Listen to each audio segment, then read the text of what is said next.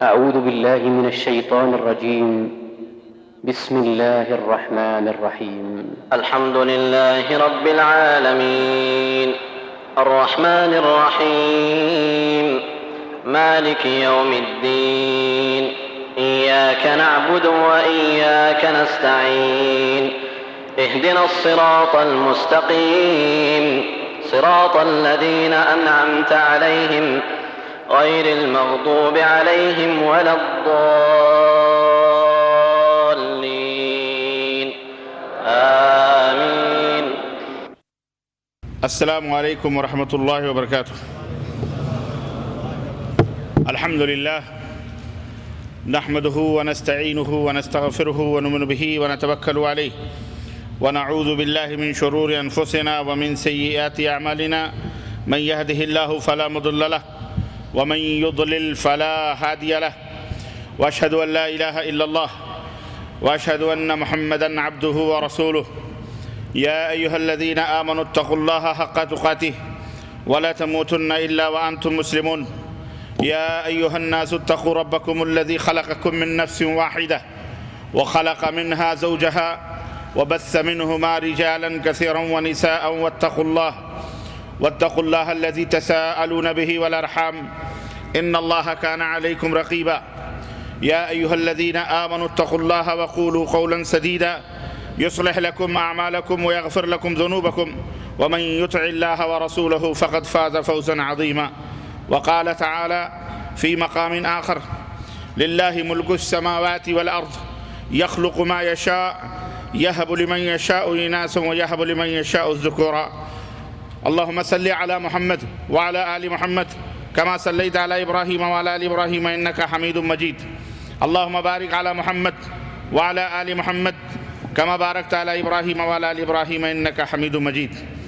تمام قسم کی حمد و ثنا کبریائی اور بڑائی اس اللہ عز و جل کے لیے لائق و زیبا ہے جس نے ہمیں اور آپ کو پیدا فرمایا، اور بیش بہا درود و سلام اس ذات مبارکہ مطہرہ پر جن کا نام نامی اسم گرامی احمد مجتبیٰ محمد مصطفیٰ صلی اللہ علیہ وسلم.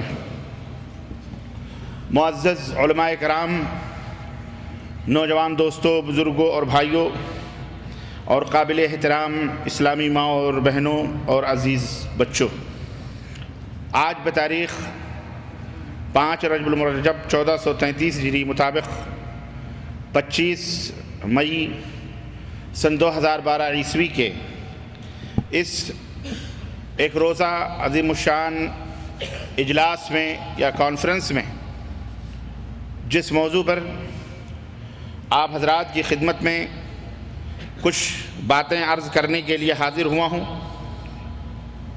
وہ موضوع ہے مظلوم بچیاں یا بچیوں کے قاتل، یا اسلام میں بچیوں یا لڑکیوں کا مہتو اور ان کا مقام اور ان کا رتبہ اور ان کی اہمیت. اللہ رب العزت سے دعا ہے کہ اللہ تبارک و تعالیٰ مجھے اپنے اس موضوع کی وضاحت کرنے کی توفیق عطا فرمائے، اور اس ظلمت کدے میں جہاں آج انسان کا دشمن بن چکا ہے، جہاں انسان جسے اللہ تبارک و تعالیٰ نے اشرف المخلوقات کا پیکر بنا کر کے بھیجا اور پیدا فرمایا، لیکن وہ اذل المخلوقات بنتا جا رہا ہے، اور جہاں ایک دوسرے کے خون کا پیاسا ہے اس ظلمت کدے میں، اللہ سے دعا کریں کہ مجھے اور آپ کو اسلام کی ایک شمع، ایک روشنی، ایک اجالا، ایک دیپ، ایک دیا جلانے کی توفیق عطا فرمائے، اور اللہ رب العزت ساری عالم انسانیت کو، ساری کائنات کو اس روشنی کے ارد گرد سمٹنے کی توفیق عطا فرمائے، اور اپنے جیون، اپنی زندگی اور اپنی لائف کو تبدیل کرنے، چینج کرنے کی اللہ رب العزت پوری دنیا انسانیت کو توفیق عطا فرمائے، اور اسلام کے مفہوم کو اور اسلام کی خوبیوں اور اس کے محاسن کو اور اسلام کے اس لافانی اور عظیم تعلیمات کو جو اس کائنات کے پیدا کرنے والے نے ساری اپنے بندوں کے لیے اور ساری دنیا کے لیے بنایا ہے، اسے سمجھنے کی اور اپنے زندگی کو اسی تعلیمات کی روشنی میں ڈھالنے کی توفیق عطا فرمائے. آمین یا رب العالمین. مجھے بڑی مسرت ہو رہی ہے اور بڑی خوشی ہو رہی ہے کہ اللہ رب العزت کے شکر اور احسان کے بعد میں اپنے اخوان کا اور مکتب جالیات المکتب التعاونی للدعوت والارشاد قطیف اور عنق کے اخوان کا اور بالخصوص عزیزم فضل الرحمان کا میں بہت مشکور ممنون ہوں کہ بہت پہلے جب ہم نے اس مسجد کے اندر پروگرام کا آغاز کیا تھا تو بہت کم تعداد تھی، لیکن آج عالم یہ ہے کہ مسجد اپنی وسعت کے باوجود بھی تنگ دامانی کا شکوہ کر رہی، اور قرب و جوار کے دوسری خوشی، قرب و جوار کے معزز دعات اور علماء کرام ماشاءاللہ اب جبیل سے، راست النورہ سے، ابقیق سے، عیون سے اور احسا سے اور نہ جانے کہاں کہاں سے قرب و جوار سے، آپ کے دمام سے، خبر سے، سب جگہ سے سمٹ کر کے ماشاءاللہ تبارک اللہ آپ کے اس دامن میں موجود ہیں اور آپ حضرات کی رہنمائی فرما رہے ہیں۔ یہی نہیں بلکہ ہمارے اور آپ کے بہت بڑے محترم اور معزز اور مکرم شخصیت جو پاکستان سے تشریف لائی شخصیت، شیخ مناظر اسلام اس دور کے، اس عہد کے عظیم الشان مناظر اور اہل حدیثوں کے سر خیل مناظر حضرت ڈاکٹر مولانا سید طالب الرحمان حفظہ اللہ، جنہیں آپ کچھ دیر پہلے سماعت فرما رہے تھے، اور وہ بھی ہمارے درمیان موجود ہیں، اور اسی طرح سے ان کے چھوٹے بھائی جناب شیخ توصیف الرحمان صاحب راشدی بھی انشاءاللہ تھوڑی دیر میں آپ انہیں بھی سماعت فرمائیں گے۔ تو اس طرح سے یہ اجتماع نیشنل نہیں بلکہ انٹرنیشنل ہو گیا ہے، اور اسے آپ یہ کہہ سکتے ہیں لائیو ٹیلی کاسٹ بھی اخوان اشارہ کر رہے ہیں کہ ہو رہا ہے، تو انٹرنیشنل کہنے میں اسے کوئی مذائقہ نہیں ہے۔ یہ کانفرنس ایک انٹرنیشنل کانفرنس ہو چکی ہے، اور میں اپنے ان بھائیوں اور بہنوں سے بھی جو لائیو ٹیلی کاسٹ سن رہے ہیں، دیکھ رہے ہیں اپنے اپنے گھروں میں، چاہے وہ یورپ کے ہوں، برطانیہ کے ہوں، چاہے وہ امریکہ یا چائنا یا جاپان یا ہندوستان یا پاکستان یا بر صغیر یا ایشیا یا افریقہ کے کسی بھی ملک میں بیٹھ کر ہم سب کی آوازوں کو سن رہے ہیں، یہ برکت ہے اس نبی کریم حضرت محمد رسول اللہ صلی اللہ علیہ وسلم کے لائے ہوئے دین کی، جس نے ہمیں اور آپ کو یہاں اکٹھا فرمایا ہے، اور جس نے اپنی بے بسی اور اپنی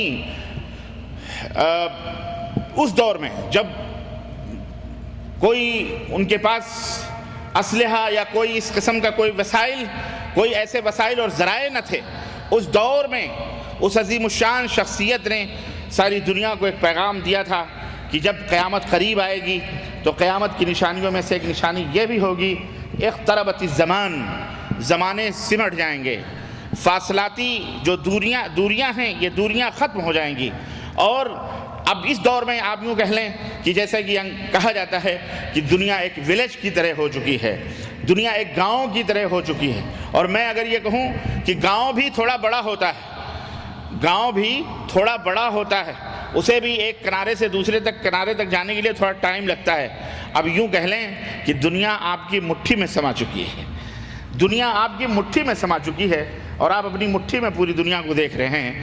تو آج آپ کہیں سے بھی کوئی آواز کرتے ہیں یا دیتے ہیں تو آپ دیکھیے کہ دشمنوں نے یا دنیا پرستوں نے یا کسی نے ان وسائل اعلام کو، الیکٹرانک جو بھی چیزیں ہیں، ان کو کسی بھی مقصد کے لیے استعمال کیا ہو یا انہوں نے جس مقصد کے لیے بنایا ہو، لیکن آج اسلام کے یہ بہادر اور اسلام کے یہ نوجوان جیالے اور اسلام کے جو ہمارے احباب ہیں ماشاءاللہ آج اسے اسلام پھیلانے کے لیے استعمال کر رہے ہیں، یہ اللہ کا بہت بڑا فضل اور اس کا احسان ہے۔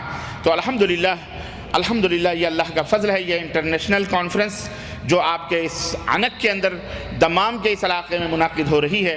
اللہ تبارک تعالیٰ سے دعا ہے کہ اللہ تبارک تعالیٰ ہم سب کی حاضری کو قبول فرمائے، اور اللہ تعالیٰ جتنے بھی علماء کرام دعات اکٹھا ہوئے ہیں اور سامعین عظام بھائی بہن اور بہنیں اور بچے آئے ہیں، اور اللہ تبارک و تعالیٰ اور مولانا منیر قمر صاحب بھی ماشاءاللہ تشریف لا چکے ہیں ابھی ماشاءاللہ اپنا جو ہے چہرے مبارک دکھایا ہے انہوں نے تو بڑی خوشی کی بات ہے کہ وہ ان کے بھی سوالات اور جوابات آپ سماعت فرمائیں گے انشاءاللہ۔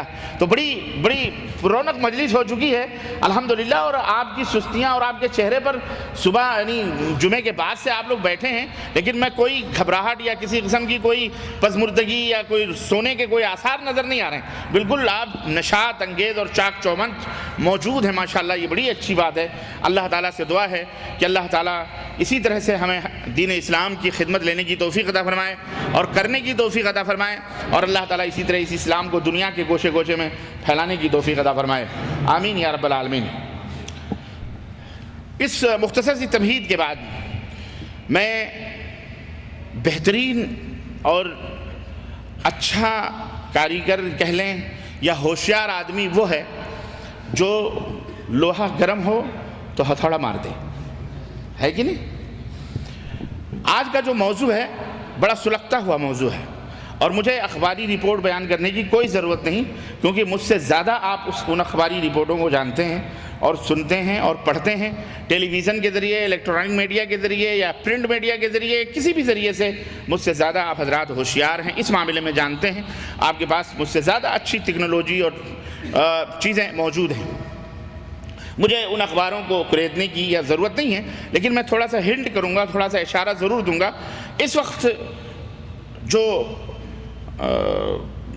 موضوع بحث بالخصوص ہمارے بر صغیر میں اور بنا ہوا ہے وہ بڑا ہی سلگتا ہوا موضوع ہے، اور میں نے اسی موضوع کو آپ کے لیے منتخب کیا ہے، اپنے معاشرے سے، اپنے سماج سے، اپنے ملک سے میں نے اس کو انتخاب کیا ہے، تاکہ اس موضوع کی روشنی میں میں اپنے اہل وطن کو اور میں اپنے دوستوں کو، میں اپنے بھائیوں کو اور میں ان لوگوں کو جو اسلام سے دور ہیں یا اسلام کو نہیں سمجھتے یا ان تک اسلام کی یہ پربھاشا یہ تعلیم ان تک نہیں پہنچی ہے، اسلام کی یہ خوبیاں انہیں نہیں پتہ ہے، میری وہ مائیں بہنیں، وہ بیٹیاں جو ہمارے دیش کی، ہمارے ملک کی ہیں، میں یہ چاہتا ہوں کہ اسلام کی یہ حسین اور خوبصورت تعلیم بڑے حسین انداز میں ان تک پہنچے تاکہ وہ اسلام سے قریب آئیں۔ میرا مقصد صرف یہ ہے کہ وہ اسلام سے دوریاں ختم کریں اور اسلام میں سمٹ کر کے آئیں اور دیکھیں کہ اسلام کیا ہے، اور اسلام میں بچیوں کی، لڑکیوں کی اور عورتوں کی کیا قدر و قیمت ہے، کیا وقار اور کیا اہمیت ہے، آج نہیں، کل نہیں، پرسوں نہیں، بلکہ آج سے 1400 برس پہلے، آج سے 1500 برس پہلے مکے کی دھرتی پر پیدا ہونے والا وہ در یتیم، وہ آمینہ کا لال، وہ عبداللہ کا بیٹا، وہ ساری کائنات کا امام، پیغمبر، ختم الرسل، امام المرسلین، سید العرب والعجم، رحمت للعالمین کا جو تمغہ لے کر کے، جو تاج پہن کر کے اس دنیا کے اندر مبعوث کیا گیا، اس نے آج سے 1400-1500 برس پہلے ان ماؤں، بہنوں، بیٹیوں کے لیے کیا تعلیمات دی ہیں، کیا شکشائیں ہیں، کیا ان کے لیے اللہ کے رسول صلی اللہ علیہ وسلم نے اور قرآن میں خود اللہ تبارک و تعالیٰ نے کیا ان کا رتبہ اور کیا ان کا مقام بیان کیا ہے اور رکھا ہے، وہ میں آپ حضرات کی خدمت میں رکھوں، اس لیے رکھوں تاکہ ہمارے وہ لوگ جو اسلام کو نہیں مانتے یا اسلام سے دور ہیں یا کسی بھی طرح سے غلط فہمی کے شکار ہیں، وہ اسلام میں آئیں، اور وہ مائیں بہنیں، وہ بیٹیاں جو اسلام سے دور ہونے کی وجہ سے خودکشی کر لیتی ہیں یا ماری جا رہی ہیں یا قتل کی جا رہی ہیں، میں اگر آپ کو بھارت کی رپورٹنگ اور چین کی، چائنا کی اور انڈیا، یہ دو ملک ایسے ہیں جہاں پر یقینی طور پر قانون ہونے کے باوجود بھی، گورنمنٹ نے قانون بنایا ہے، عدلیہ کے بنانے کے قانون ہونے کے باوجود بھی لڑکیوں کو زندہ ختم کر دیا جا رہا ہے۔ اور میں نے شروع میں ابتدا میں بتلایا کہ آج انسان بھیڑیا بن چکا ہے، آج انسان کا دشمن بن چکا ہے۔ اور میں آپ کو بتاؤں کہ اگر آپ میں نے بتایا کہ مجھ سے زیادہ اس تعلق سے آپ کو علم ہوگا، اگر آپ تاریخ وار ہندوستان کے اندر جو بچیوں کو زندہ ختم کیا جا رہا ہے اور پیٹ کے اندر بھی ابھی وہ بچی سانس لے رہی ہے اور پیدا ہونے کے قریب ہے، لیکن اس کو الٹرا ساؤنڈ کے ذریعے سے پتہ لگا کر کے کہ یہ نر ہے کہ مادہ ہے، یہ لڑکا ہے یا لڑکی ہے، اگر لڑکی ہے تو یہ انسان خود اس بچی کا دشمن، ماں اور باپ، ماں نہ چاہتے ہوئے بھی، میں تو یہ نہیں کہہ سکتا کہ کوئی ماں اپنی اپنی اولاد کو اپنے ہاتھوں سے قتل کرے گی، ایسا نہیں ہو سکتا ہے، لیکن اس میں وہ مرد حضرات جو ہمارے ملک کے اندر نہایت ہی ظالم ہو چکے ہیں، ان مظلوم بچیوں کو انجیکشن کے ذریعے سے زہر دے کر، پوائزن دے کر ختم کر دے رہے ہیں۔ یہی نہیں بلکہ رپورٹیں بتاتی ہیں اللہ کی قسم کہ ایسی ایسی دوائیں کھلا کر ان زندہ بچیوں کے اعضاء ٹکڑے ٹکڑے کر کے اور ماں کے پیٹ سے انہیں زبردستی جو ہے کچڑوں کے اندر نکال دیا جاتا ہے، یا ٹوائلٹ یا حماموں کے اندر پھینک دیا جاتا ہے۔ استغفر اللہ ثم استغفر اللہ۔ یہ انسان ہے؟ یہ کون سا دھرم ہے؟ یہ کون سا مذہب ہے؟ یہ کون سا دین ہے؟ یہ کون سے لوگ ہیں جو اس طرح سے حیوان بن چکے ہیں؟ میں کہتا ہوں ایک جانور بھی اپنے بچے کو نہیں اس طرح ختم کرتا ہے۔ ایک بندر اپنے بچے کو مرنے کے باوجود بھی اپنے پیٹ سے چپکائے ہوئے، جب تک وہ سڑ گل کر کیڑے مکوڑے کھا کر وہ بندر کا بچہ خود اس کے جسم سے جدا نہیں ہو جاتا، جب تک وہ بندرن اپنے پیٹ سے اس بچے کو الگ نہیں کرتی۔ یہ کون سے بھیڑیے ہیں؟ یہ کون سی مٹی کے بنے ہوئے لوگ ہیں؟ یہ کون سے دھرم اور کون سے مزاج اور فکر کی پیداوار لوگ ہیں؟ کیسے مرد یا عورت ہیں کہ انسان کا خون کر رہا ہے، پیٹ کے اندر ایبورشن کے ذریعے بچی کو ختم کر دیا جا رہا ہے؟ استغفر اللہ۔ آئیے ہم اس کا بھی پتہ لگاتے ہیں۔ اور یہ بیماریاں دھیرے دھیرے غیروں سے آ کر مسلمانوں میں بھی بہت جگہ آ چکی ہیں، اور جہالت کی حد بھی ہو چکی ہے۔ جہالت کی حد بھی ہو چکی ہے کہ بیٹا نہ ہو، بیٹی نہ ہو تو سارا الزام بیچاری عورت کے اوپر دیا جاتا ہے۔ بیٹا نہ ہو تو اگر اولاد نہ ہو تو بھی عورت مجرم ہے، اولاد اگر ہو اور بیٹی جنے پیدا ہو تو بھی عورت بیچاری مجرم ہے، اور مرد حضرات بالکل وائٹ کالر بنے ہوئے ماں باپ کی نظر میں جو ہے گھوم رہے ہیں۔ حالانکہ قصور مرد کا بھی ہو سکتا ہے، نطفہ مرد کے اندر بھی جو ہے غلط ہو سکتا ہے، مرد کے نطفے کے اندر بھی خرابی پیدا ہو سکتی ہے۔ صرف عورت ہی کو مورد الزام ٹھہرانا یہ بہرحال حق و انصاف کے گلے کو گھونٹنا ہے۔ میرے عزیزوں، میرے دوستوں اور بھائیوں، بات لمبی نہ ہو، مختصر انداز میں آپ کو اہم باتیں کچھ اس مختصر سے وقت میں کہنا چاہ رہا ہوں، بتانا چاہ رہا ہوں، اور ایک میسج دینا چاہ رہا ہوں، اور میں ایک بات اور بتلانا چاہ رہا ہوں۔ آج نہیں تو کل، کل نہیں تو پرسوں یہ اللہ کی مخلوق اسلام کو اچھی طرح سے ضرور سمجھے گی۔ اگر آج 1400 برس کے بعد یہ ایک آواز ہندوستان کی سرزمین سے اٹھی ہے کہ بھائی بچوں کو قتل نہ کیا جائے، لڑکیوں کو قتل نہ کیا جائے، میڈیا نے اٹھایا ہے، کسی نے بھی اٹھایا ہے، کسی بھی طبقے نے اٹھایا ہے، بہرحال وہ قابل مبارکباد ہے، اور آج دنیا اس کی زبان کو سمجھتی ہے۔ ہم مولوی چلاتے رہیں، 1400 برس پہلے سے اسلام چلا رہا ہے، 1400 برس پہلے سے اسلام چیخ رہا ہے، 1400 برس پہلے سے قرآن کی آیتیں بتلا رہی ہیں کہ اللہ تبارک و تعالیٰ اس زمین اور آسمان کا مالک ہے، وہ جس کو چاہتا ہے۔ للہ ملک السماوات والارض، اللہ کے لیے زمین اور آسمان کی بادشاہت ہے۔ یخلق ما یشاء، وہ اللہ جو چاہتا ہے پیدا فرماتا ہے۔ یہب لمن یشاء اناثا، جس کو چاہتا ہے بیٹیاں دیتا ہے، اور ویہب لمن یشاء ذکورا، اور جس کو چاہتا ہے اللہ تبارک و تعالیٰ نر اولاد دیتا ہے، بیٹے عطا فرماتا ہے۔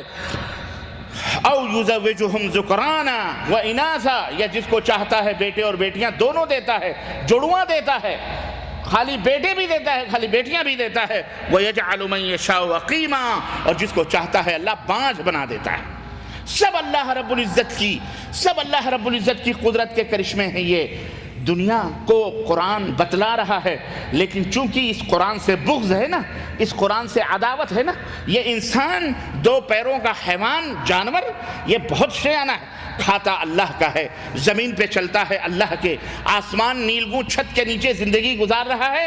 یہ کسی کے باپ کا آسمان نہیں ہے، یہ اللہ اسی پرماتما کا ہے، اسی اللہ کا ہے جس کی طرف مصیبتوں میں سب کی انگلیاں اٹھتی ہیں، اور پریشانیوں میں اسی پرماتما کی طرف انگلیاں اٹھاتے ہیں، لیکن نام لیتے ہوئے حیا کرتے ہیں، ہے نا، اسی کا پانی پیتے ہیں، اسی کی ہواؤں کا آکسیجن لیتے ہیں، سب کچھ اسی کا استعمال کرتے ہیں، لیکن اس کا نام لیتے ہوئے یہ دو پیروں کا حیوان شرماتا ہے، اسے نام نہیں لیتا، اور بالخصوص اللہ کہتے ہوئے اسے اور شرم آتی ہے کہ کہیں دنیا لوگوں کو اس کو مسلمان نہ کہہ دے۔ اللہ کے بندو، صرف اللہ کہنے سے کوئی مسلمان نہیں ہو جاتا۔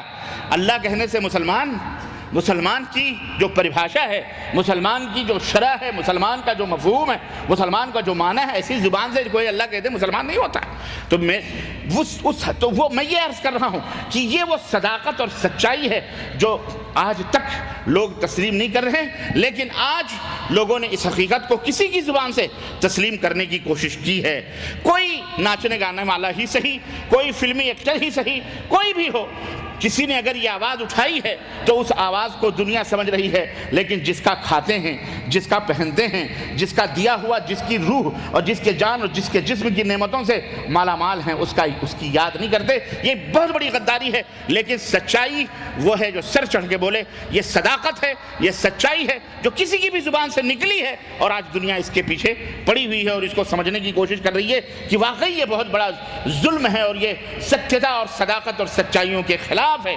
تو سچائی کی جیت آخر نہ آخر کبھی نہ کبھی ہوتی ہے۔ اللہ رب العزت نے فرمایا والعاقبۃ للمتقین، والعاقبۃ للمتقین۔ زمانے کتنے بھی گزر جائیں، کتنے بھی لوگ ناچ لیں گا لیں، کتنے بھی ادھم مچا لیں، کتنے بھی بکواس اور اپنے جو ہے فالتو کام کر لیں، لیکن جو متقی ہوتے ہیں آخر کار انجام انہی کے ہاتھوں میں ہوتا ہے۔ اللہ فتح اور کامرانی کے جھنڈے متقیوں کے ہاتھوں میں عطا فرماتا ہے۔ لوگ کتنا بھی دوڑ لیں بھاگ لیں، لیکن صداقت اور سچائی ہی کی اور ستیہ ہی کی جیت ہوتی ہے۔ اور بھارت کے اپنے اس 3 رخ شیر پر کے نیچے بھی یہی لکھا ہوا ہے نا، ستیمیوتے، کیا ہے وہ؟ ہاں، ستیمیوتے جیت، یعنی سچائی ہی کی جیت ہوتی ہے۔ تو سچائی کی جیت ہوتی ہے، اور آج الحمدللہ سچائی کی جیت ہوئی ہے اور قیامت تک ہوتی رہے گی انشاءاللہ تبارک تعالیٰ۔ وقت کی آندھیاں اور طوفان اور گرد و غبار سے صداقتوں کو ڈھکا جا سکتا ہے، لیکن اس کو چھپایا، اس کو ختم نہیں کیا جا سکتا ہے۔ الحمدللہ ثم الحمدللہ آج دنیا والوں کو یہ بتلانے کی ضرورت ہے کہ لوگوں آؤ، تم نے بہت لوگوں کی تعلیمات دیکھ لی، آج سے 1500 برس پہلے اسلام نے تمہارا کچھ نہیں بگاڑا ہے۔ اسلام کے اندر وہ تمام سب چیزیں موجود ہیں۔ میرے بھائیوں اور میرے دوستوں، بہرحال وہ میں آپ کو اسلام کی وہ پوری تعلیمات بتاؤں گا، لیکن آئیے سب سے پہلے یہ گرم رپورٹ بھی ہم BBC لندن اور دوسرے اخباروں کے حوالے سے جو مختصر سے میں نے جمع کیے ہیں وہ آپ حضرات کی خدمت میں ہم رکھنا چاہتے ہیں۔ میں آپ کو بتاؤں سن 2000 بہت زیادہ دور نہیں جانے کی ضرورت ہے، بہت قریب سے میں 2004 کی رپورٹ پہنچاؤں کہ 2004 میں صرف انڈیا کے اندر، چائنا کو چھوڑیے، چائنا میں جو صبح و شام بچیوں کا قتل ہوتا ہے وہ ایک الگ میٹر ہے۔ میں اپنے دیش کی بات بتاؤں اور اپنے دیش کے ان بھیڑیوں کی بات بتاؤں جو انسانی شکل میں رہتے ہوئے انسانیت کے نام پر بدنما داغ ہیں، اور وہ اور ماں اور باپ کہلانے کا حق نہیں رکھتے، جو اس طرح کی حرکتیں کرتے ہیں۔ 2004 میں 2,61,000 نہیں 6,99,298 بچیوں کو زندہ ایبورشن کروا کر، اسقاط کروا کر، حمل کو گرا کر ان کو ختم کر دیا گیا۔ کتنا؟ 6,99,298۔ یہ 2004 کے اندر۔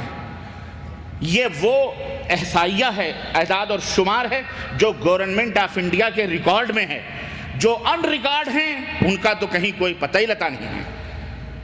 سنو، اسی طرح سے 2005 کے اندر یہ عدد بڑھ رہی ہے، 6 لاکھ تھی، 2005 میں صرف ایک سال کے اندر 7,21,859 بچیوں کو پیٹ کے اندر انجیکشن ایبورشن کے ذریعے ختم کر دیا گیا۔ 2006 کے اندر تھوڑی سی عدد گھٹی ہے، 6,82,242 بچیوں کو ختم کیا گیا۔ 2007 میں چونکہ قانون حکومت ہند جاگ چکی تھی، اس نے نظام بنایا، قانون بنایا، تو اب گراف جو تھا بچیوں کے قتل کا ڈر کی وجہ سے یہ چور ڈاکٹر جو ہیں یہ پیسے لے کر جو تھوڑا سا کمی آئی، 6 لاکھ۔ پھر بھی اس کمی کے باوجود بھی 2007 میں جناب علی 6,41,786 بچیوں کو ختم کیا گیا۔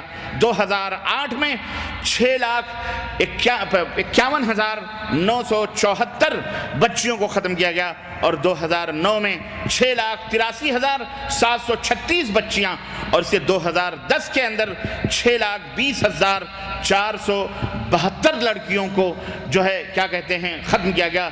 اور پورا ٹوٹل اگر احصائیہ 20 سال کا آپ نکالیں گے تو تقریباً 6 کروڑ سے زیادہ بچیاں جاتی ہیں جنہیں ایبورشن کے ذریعے ہندوستان کے اندر زندہ ختم کیا گیا۔ دنیا کے اندر انہیں سانس نہیں لی، اگر انہیں سانس بھی لیا تو گلا دبا کر کے ماں نے یا باپ نے وہیں ختم کر دیا۔ اس قتل کی وجہ کیا ہے؟ اس قتل کی وجہ میں آپ کو بتاؤں، میں اپنی زبان سے نہیں کہنا چاہتا، ہندوستان کا میڈیا بولتا ہے، ہندوستان کا اخبار بولتا ہے، لندن جنگ نیوز کے حوالے سے بھارت اور چین میں کروڑوں لڑکیوں کو بیٹے کی خواہش یا ایک بچے کی پالیسی کی وجہ سے قتل کر دیا جاتا ہے۔ سبب معلوم ہو گیا آپ کو؟ بیٹے کی خواہش یا ایک بچے کی پالیسی کی وجہ سے قتل کر دیا گیا۔ دی اکنومسٹ نے اپنی ادارتی کالموں میں لڑکیوں کے بذریعے اسقاط حمل قتل کی پالیسی پر تشویش ظاہر کرتے ہوئے لکھا ہے کہ 1990 میں ایک بھارتی ماہر اقتصادیات امرتا سین کے تخمینے کے مطابق کم از کم 10 کروڑ لڑکیوں کو ایبورشن اسقاط حمل کے ذریعے قتل کر کے دنیا میں آنے سے روک دیا گیا ہے۔ 10 کروڑ لڑکیوں۔ یہ تخمینہ 20 سال پرانا ہے اور یہ تعداد اب کئی گنا بڑھ چکی ہے۔ یہ 20 سال پرانا ہے اور اس 20 سال کے اندر یہ تعداد کئی گنا بڑھ چکی ہے۔ دی اکنومسٹ کے مطابق قدیم اور جدید کلچروں کے غیر فطری امتزاج سے فی خاندان 1 یا 2 بچوں کی پالیسی کا نتیجہ یہ نکلا ہے، جیسے ہمارے ہاں لکھا جاتا ہے بچے 2 ہی اچھے۔ پہلا بچہ کب، دوسرا بچہ کب، پہلا اسکول جائے تب منصوبہ بندی کروائیے، فیملی پلاننگ کروائیے، فلاں کروائیے، ڈھکاں کروائیے۔ یہ چور اچکے بدماش، ان کے باپ کی دنیا ہے یہ، ان کو سمجھاؤ۔ ذلیل آدمی، اگر تیرا باپ نسبندی کروا لیتا ہے تو اس دنیا میں آتا یہ کہنے کے لیے کہ منصوبہ بندی پالیسی اپنائیے، نسبندی کروائیے، تو پیدا ہوتا۔ اور میں سمجھتا ہوں ہر ایک بندہ اس میں جانتا ہے، آج سے 20 سال پہلے، 25 سال پہلے ہم خود دیہاتوں اور گاؤں کے پلے ہوئے لوگ ہیں، ہم سب کو پتا ہے کہ کسی گھر کے اندر مہینوں میں، کسی گھر کے اندر 2-2 4-4 مہینوں میں بکرے کا گوشت آتا تھا، ہے کہ نہیں ہے یہ؟ کبھی بعض گھر ایسے بھی تھے بیچارے جن کو بقرعید کو خوشی ہوتی تھی تو اس میں گوشت ملتا تھا، ورنہ گوشت کھانا نصیب نہیں ہوتا تھا۔ گاؤں میں کوئی کسی کے گھر میں ایک سائیکل آ گئی تھی تو سارے گاؤں کے لوگ اس کو دیکھنے کے لیے جاتے تھے کہ فلانے کے گھر پتہ نہیں کیا آئی، موٹر سائیکل آ گئی تو وہ ایک بھوت کی شکل میں دیکھنے جاتے تھے۔ آج سے 20-25 سال پہلے کی بات ہے۔ غربتوں کا عالم یہ تھا کہ ہم چڈیاں پہن کے 15-15 سال کے بچے چنڈیاں پہن کے گھومتے تھے، لڑکے لڑکیاں ایک ساتھ باغوں میں لچنا کھیلتے تھے اور پتہ نہیں کیا کیا کھیل کھیلتے، کوئی ہوش، سب ایک دوسرے کا ادب، ایک دوسرے کا احترام تھا، ہے کہ نہیں؟ آج سے 20-25 سال پہلے آپ مڑ کے دیکھیے، غربتوں کا عالم یہ تھا، سب کچھ تھا، ٹھیک ہے؟ آبادی کم تھی، آبادی بھی کم تھی۔ آپ کے گاؤں میں اگر 100 آدمی رہے ہوں گے تو آج 2000 ہو چکے ہیں، جہاں 2000 تھے آج 4000 ہو چکے ہیں۔ میں آپ سے انصاف سے پوچھنا چاہتا ہوں کہ اس کثیر آبادی کے ساتھ ساتھ آج عالم یہ ہے کہ بہت کم گھر ایسے ملیں گے جہاں روزانہ گوشت نہ کھایا جاتا ہو، بہت کم گھر ایسے ملیں گے جن کے بچوں کے پیروں میں 2-2 4-4 جوڑے جوتے نہ، بہت کم گھر ایسے ملیں گے جن کے بیویاں یا جن کی عورتوں کے پاس بہترین نہانے کے صابن، پاؤڈر اور جناب علی نیل پاری ہر چیز زیب و آرائش کی، یہاں تک کہ آج گاؤں اور دیہاتوں میں بھی جو لوگ کھیت اور باڑیوں میں کام کرتے ہیں وہ بھی عطر وغیرہ سینٹ وینٹ لگا کر کے نکلتے ہیں۔ ہے حالت یہ کہ نہیں بتاؤ؟ ورنہ نئے کپڑے پہن کر کے بکسوں کے اندر رکھا جاتا تھا، یا تو آدمی سسرال جانے کے لیے پہنتا تھا اور یا تو جناب علی بارات میں کسی کا شریک ہونا ہوتا تھا تو پہنتا تھا، نئے جوڑے اس لیے رکھے جاتے تھے۔ لیکن آج عالم یہ ہے کہ آدمی روزانہ ہمیشہ نئے اب تو نئے کپڑے کی اہمیت ہی نہیں رہے گی جناب علی، کہ نیا کپڑا کہتے کس کو ہے، آپ سوچ بھی نہیں سکتے، ہے کہ نہیں؟ اس طرح الحمدللہ میں یہ پوچھنا چاہتا ہوں، اگر روزی آبادی کی وجہ سے کم ہوتی تو یہ آبادی بڑھی ہے، روزی کہاں کم ہوئی ہے؟ آج روڈوں کے اوپر ٹریفک جام ہو جاتے ہیں تو گھنٹوں کاروں پہ لوگوں کو لائن نہیں ملتی۔ جس کے گھر میں سائیکل نہیں تھی آج اس کے سامنے، اس کے گھر میں 2-2-3 بچوں کے بعد 2-2-3 موٹر سائیکل ہیں، یا کم از کم ایک موٹر سائیکل ہے۔ جس کے گھر میں 2-2-3 موٹر سائیکلیں تھیں آج اس کے گھر میں کاریں پہنچ چکی ہیں، 4 ویلر کاریں موجود ہیں جناب علی۔ پہلے تو سائیکل کا بھی تصور نہیں ہوا کرتا تھا، بیل گاڑیاں بھی بڑی مشکل سے لوگ، آج 25 سال پہلے کا عالم یہ تھا، یہ حالت تھی۔ تو کون کہتا ہے کہ آبادیوں کے بڑھنے سے روزیاں ختم ہو جائیں گی، کم ہو جائیں گی؟ کبھی یہ تصور کیا؟ آپ دیکھیے یہ سب سے بڑے جھوٹے لوگ ہیں، ان کی بات غلط ہے۔ اللہ فرماتا ہے لا تقتلوا اولادکم خشیۃ املاق، اے لوگوں خرچ کے ڈر سے اپنی اولاد کا قتل مت کرو، ارے تمہیں بھی ہم روزی دیتے ہیں اور جو پیدا ہوتے ہیں انہیں ہم ہی کھلاتے ہیں۔ یہ مردود کھلاتے ہیں، یہ کھلائیں گے؟ یہ تو دیش کی سمپتی، دیش کا جو مال ہے، یہ تو خود اپنا پیٹ حل من مزید پیٹ کے اوپر سہلا کر لوٹ رہے ہیں۔ اور دیکھو کتنے پارلیمنٹوں کے وزیر جیل خانوں کے نظر ہیں، سڑ رہے ہیں، اور امت اور قوم کو دھوکہ دے دے کر کے کس طرح سے لوٹ کر کے کھایا ہوا ہے۔ ارے یہ تو ڈیگ کے وہ چاول ہیں جو باہر آ گئے، پتہ چل گیا، ورنہ ایسے نہ جانے کتنے چاول ڈیگ کے اندر پک رہے ہیں، کسی کو پتہ نہیں کیا کیا لوٹا ہے اور کیا کیا گھسوٹا ہے۔ سمجھ میں بات آ رہی کہ نہیں آ رہی؟ تو میرے عزیزو، یہ فکرہ یا یہ آئیڈیا اب آپ کی یہ ذمہ داری ہے کہ ان کے منہ پہ مار دو۔ بچے دو ہی اچھے نہیں، بچے اتنا اللہ جتنے دے اتنے اچھے، بچے اللہ جتنا دے اتنے اچھے۔ ارے دو نہیں، اس ضد میں تو دو چار شادیاں کرو، دو چار بچوں کے بجائے 2-4 بیویاں کرو، تاکہ بچے زیادہ سے زیادہ پیدا ہوں، اور بچے زیادہ سے زیادہ پیدا ہوں گے اللہ زیادہ سے زیادہ روزیاں عطا فرمائے گا انشاءاللہ تبارک تعالیٰ۔ میرے بھائیوں، جن کے گھروں میں 8-8 10-10 بچے رہتے ہیں وہ بھیک نہیں مانگتے الحمدللہ۔ ارے میاں، اللہ تبارک و تعالیٰ نے جن کے گھر میں 5-5 8-8 بیٹیاں ہیں، آج بھی وہ شادیاں کر دیتے ہیں، پڑوسی کو خبر نہیں ہوتی، لیکن اگر قسمت کی بات ہے کوئی مقدر خراب مل گیا، ایک بچی کے پیچھے بھی آدمی زندگی گنوا دیتا ہے، برباد ہو جاتا ہے، پریشان ہو جاتا ہے۔ یہ اللہ کی دین ہے، اللہ کی بات ہے، اللہ تبارک و تعالیٰ نوازنے پہ آتا ہے تو جس کو چاہے نوازے۔ یہ تعلیم آپ کو پوری دنیا کے سامنے رکھنا پڑے گی، کیونکہ سب سے بڑے ہدف اور سب سے بڑے محسود یا سب سے بڑے ٹارگٹ اس دنیا کے اندر مسلمان ہیں۔ یہ بات یاد رکھو، پوری دنیا کے ٹارگٹ، آج پوری دنیا آپ کو دیکھ رہی ہے، اللہ کی قسم بتلا رہا ہوں، کیونکہ آپ سب سے زیادہ ہو۔ آپ کو معلوم ہونا چاہیے اس وقت پوری دنیا میں مسلمان سب سے زیادہ ہیں، الحمدللہ ان کی تعداد بڑھ رہی ہے اللہ کے فضل سے، اور پوری دنیا یہ پریشان ہے، یہ بڑھتے بڑھتے تو پوری دنیا کے اوپر قابض ہو جائیں گے۔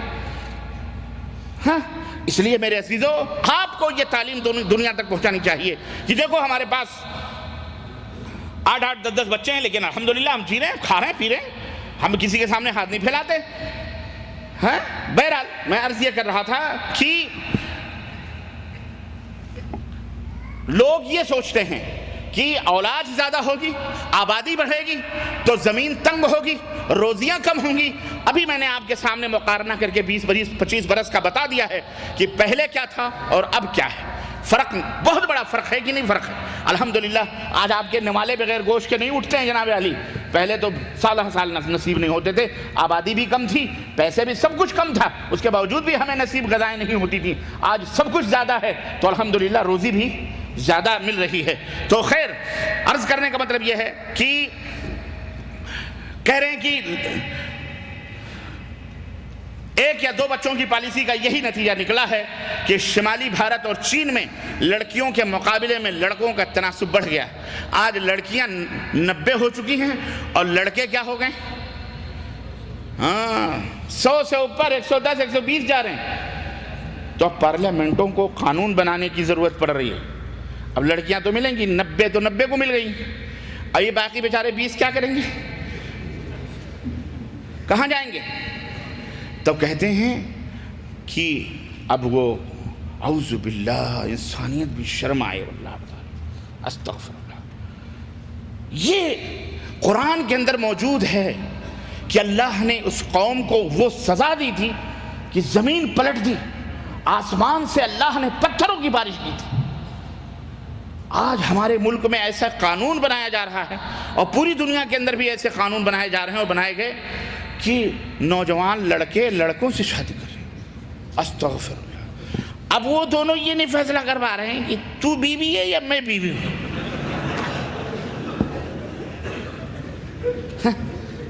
بیوی بنے تو کون بنے؟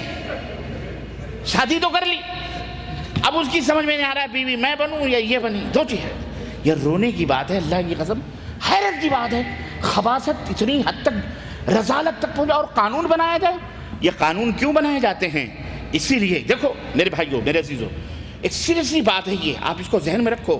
یہ پوری دنیا بیلنس پہ قائم و دائم ہے، توازن جس کو ہم کہتے ہیں۔ اللہ تبارک و تعالیٰ نے ہر چیز کا بیلنس رکھا ہے۔ سورج اور چاند کا بیلنس ہے، زمین اور آسمان کا بیلنس ہے، مرد اور عورت کا بیلنس ہے، سمجھ رہے، کالے گورے کا بیلنس ہے، اجالے اندھیرے کا بیلنس ہے۔ اس بیلنسنگ میں جہاں کہیں ان بیلنسنگ آئے گی وہاں فتنہ پیدا شروع ہو جائے گا اور وہیں پر ہلاکت و تباہی شروع ہو جائے گی۔ یہ جو آج ہم بہت ساری مصیبتوں سے جوجھ رہے ہیں، اس کی وجہ یہی ہے کہ ہمارا بیلنس، ہمارا جو توازن ہے زندگی کا، یہ خراب ہو چکا ہے، ہو رہا ہے، بگاڑا جا رہا ہے۔ اس کو صحیح کرو تو انشاءاللہ تبارک تعالیٰ، جس کو کسی شاعر نے، تو پھر یہ دنیا بھی صحیح ہو جائے گی۔ کسی شاعر نے کہا تھا کہ زلزلوں کی زد پہ ہیں اونچے مکان اونچے محل، زلزلوں کی زد پہ ہیں اونچے مکان اونچے محل، اے زمین والے فلک کی سیر کرنا چھوڑ دے۔ زلزلوں کی زد پہ ہیں اونچے مکان اونچے محل، اے زمین والے فلک کی سیر کرنا چھوڑ دے۔ وہاں مت جاؤ، وہاں تمہارا کام نہیں ہے۔ لیکن بہرحال حالات یہ ہو رہے ہیں، وہاں جا رہے ہیں تو یہاں زلزلے پیدا ہو رہے ہیں، نان بیلنسنگ ان بیلنسنگ پیدا ہو رہی ہے، توازن خراب ہو رہا ہے، فضائیں خراب ہو رہی ہیں، سب کچھ ہو رہا ہے۔ تو میرے عزیزو بے نہیں، اسی طرح سے اسلام نے جو بیلنس رکھا ہے میاں اور بیوی کا، عورت اور مرد کا، اللہ تبارک تعالیٰ پیدا فرماتا ہے یہاں جب گڑبڑیشن پیدا ہوگی، یہاں جب آدمی کو قتل کرے گا، لڑکی کو ختم کر دیا جائے گا، تو نتیجہ یہی ہوگا کہ پھر وہ دوسرا چور دروازہ کھلے گا، پھر آپس میں لواطت شروع ہوگی، ہم جنسی شروع ہوگی، لڑکیاں لڑکیوں سے شادی کریں گی اور لڑکے لڑکوں سے شادی کریں گے، استغفر اللہ۔ اور جب یہ ہو جائے تو یہ سمجھ لو کہ اللہ کا عذاب بہت قریب ہے۔ اور جب اللہ کا عذاب آئے گا تو اللہ کا عذاب یہ نہیں دیکھے گا کہ غلطی کرنے والے کون ہیں اور ان غلطیوں کو سدھارنے والے کون ہیں یا ان غلطیوں کو نہ کرنے والے کون ہیں۔ اللہ کا جب عذاب آئے گا تو سب کے اوپر یکساں آئے گا۔ اس لیے میرے بھائیوں، اگر آپ سے پوری دنیا میں یہ سوال کیا جائے کہ آخر آپ کو کیا درد ہے اگر کوئی میاں بیوی غلط کام کر رہے ہیں، آپ کو کیا تکلیف ہے اگر لڑکے غلط کام کر رہے ہیں، آپ کو کیا غم ہے اگر کوئی آدمی چوری چکاری کر رہا ہے، تو آپ کہہ دو تمہیں نہ غم ہو، بحیثیت مسلمان ہمیں ضرور یہ غم ہے۔ کیوں؟ اس لیے کہ اس کے جو بھیانک خطرناک نتائج آئیں گے وہ صرف یہی نہیں بھگتیں گے بلکہ ہمارا بھی گھر اسی کے اس میں آندھی اور طوفان کے حوالے ہوگا۔ اس کے گھر جو سیلاب آئے گا اس سیلاب سے ہمارا محل بھی چکنا چور ہو جائے گا۔ ہم اپنے محل کو بچانے کے لیے اس برائی سے بچانے کی کوشش کر رہے ہیں، کیونکہ کنتم خیر امت اخرجت للناس، اللہ نے ان کو بتاؤ ہماری یہ ذمہ داری ہے، ہمیں خیر امت بنایا ہے، ہمیں یہ ذمہ داری دی ہے کہ یہ اللہ کی دنیا، اس کو سجانے، اس کو سنوارنے، اس کو بہترین بنانے، پرامن بنانے، امن و شانتی کا گہوارہ بنانے، اللہ کی عبادت و بندگی کرنے والا بنانے اللہ نے ہمیں اس لیے پیدا کیا ہے تاکہ ہم لوگوں کو بھلائیوں کا حکم دیں، اچھی باتیں بتلائیں ہیں، برائیوں سے روکیں۔ یہ ہماری ذمہ داری ہے، یہ ہم اپنا فریضہ ادا کریں گے۔ آپ کو کوئی تکلیف نہیں ہونی چاہیے۔ ہاں، اگر ہماری کسی بات سے آپ کو تکلیف ہو رہی ہے تو اپنا علاج کروائیے۔ سمجھ بات آ رہی کہ نہیں آ رہی؟ اس لیے میرے عزیزو یہ جواب آپ دنیا والوں کو دیں، اور یہ ایک مرد مومن یہ جواب دے گا، اور آپ دے سکتے ہیں انشاءاللہ تعالی۔ تو عرض کرنے کا مطلب یہ ہے کہ اب کیا ہو رہا ہے، اسی ان بیلنسنگ کی وجہ سے، عدم توازن کی وجہ سے قدرت انتقام لے رہی ہے کہ نہ صرف لڑکوں کو بلکہ جناب عالی آج صرف لڑکوں ہی کو نہیں بلکہ لڑکیوں کے بھی رشتے نہیں مل پا رہے ہیں، لوگ پریشان ہیں، بلکہ خاندان بکھرنا شروع ہو گئے۔ غیر شادی شدہ لڑکے غنڈہ گردی اور دوسرے سماجی مسئلے پیدا کرتے ہیں۔ چائنا کے اندر 1980 کے اندر کے عشرے میں 100 لڑکیوں پر لڑکوں کا تناسب جو تھا وہ 108 تھا، جو 2000 کے عشرے میں بڑھ کر ہر 100 لڑکیوں پر 124 لڑکا ہو چکا ہے۔ کتنا؟ 100 لڑکیوں پر 124 لڑکا ہو چکا ہے، اور اس میں مسلسل اضافہ ہو رہا ہے۔ دا اکنامسٹ نے لکھا ہے کہ تمام ملکوں میں لڑکیوں کی اہمیت بڑھانے کی ضرورت ہے۔ تمام ملکوں میں لڑکیوں کی اہمیت بڑھانے کی ضرورت ہے، یعنی بتانے کی ضرورت ہے کہ لڑکیوں کی کتنی اہمیت ہے۔ لڑکیوں کو اعلیٰ تعلیم دلائی جائے، ایسے قوانین کا خاتمہ کیا جائے جن میں عورتوں کو وراثت میں شریک نہیں کیا جاتا۔ آج ایک اسلام ہے جو ماں کا بھی حق مقرر کرتا ہے، بیوی کا بھی حق مقرر کرتا ہے، بیٹی کا بھی حق مقرر کرتا ہے، بہو کا بھی حق مقرر کرتا ہے کہ نہیں کرتا ہے، اور بہن کا بھی حق مقرر کرتا ہے۔ یہ اور بات ہے کہ آپ دیں نہ دیں، گپ کر جائیں خود، حرام کل اگلو گے قیامت کے دن. اگر بہن کا حق نہیں دیا نا آپ نے یا بیٹی کو حق نہیں دیا نا, کل قیامت کے دن آپ کا گریبان ہوگا اس بہن اور بیٹی کے ہاتھ ہوں گے. وراثت میں جو آپ حصہ نہیں دے رہے ہو نا مسلمانوں, ہاں یاد رکھو, یاد رکھو. اس لیے اللہ سے توبہ کرو, اور ابھی بھی وقت ہے, دے دو سب حصے پکڑے کر کے. یہ نہ سوچو کہ بھیلی ٹوٹ جائے گی تو ٹکڑے ٹکڑے ہو جائیں گے تو پھر کیا ہوگا. نہیں, دے دو سب کو. تو عورتوں کو وراثت میں شریک نہیں کیا جاتا ہے. اسی طرح سے ماؤزے ننگ نے کہا, ماؤزے ٹینگ نے کہا تھا کہ خواتین نے آدھا آسمان سنبھال رکھا ہے. بدقسمتی سے چائنا اس مقولے پر عمل نہیں کر رہا. بھارت میں تو لڑکیوں, چائنا اس مقولے پر عمل نہیں کر رہا, اور بھارت کا حال تو یہ ہے کہ لڑکیوں کو پیدا ہونے کے بعد بھی عذاب جھیلنا پڑ رہا ہے. ہمارے ہندوستان کے اندر پیدا ہونے کے بعد بھی عذاب بچیاں جھیلتی ہیں. کوئی جہیز کی لعنت کا شکار ہے, کوئی جناب علی گیس سلنڈر پھٹا کے مری جا رہی ہے. کسی بھی طرح سے کسی کو لڑکیوں کو ختم کرنے کی کوشش کی جا رہی ہے.